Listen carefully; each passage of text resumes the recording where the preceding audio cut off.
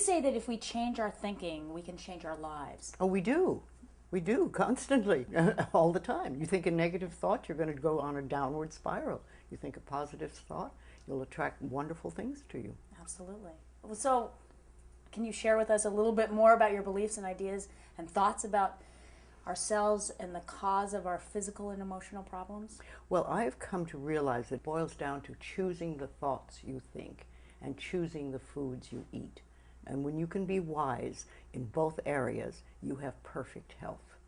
Because the body knows how to take care of itself, but not if you give it a lot of junk. And not if you give yourself a lot of junk thoughts.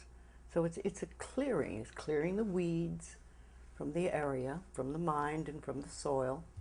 And well, I couldn't agree with you more. I've been following your work for years and years, and so. But for those of people that have tried to change their thinking but seem to be stuck, and can you give them some advice to help them to be more positive or to get through? Well, those I don't places? think that they've been trying and they're stuck.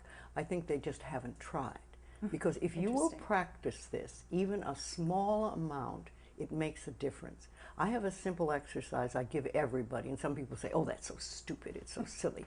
But I ask them to look in the mirror, especially first thing in the morning, and just look in their eyes and say their name and say, I love you, I really, really love you.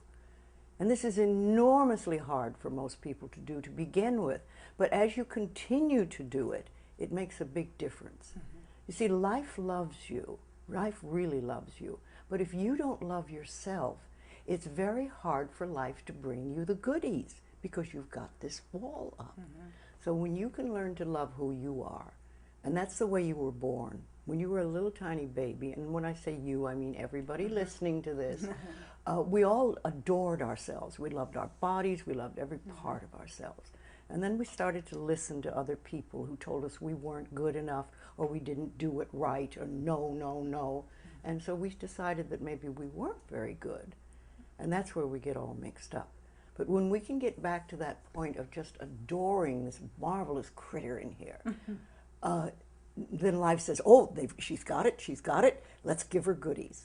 And then the next step is to be very grateful about it. Yes. When you're really grateful, then they want to give you more. Excellent. Can you give us any positive message? Teach people to release the guilt. I think it's one of the biggest things I've done in my work is help people release guilt, because we all walk around with this huge pot of guilt that we carry.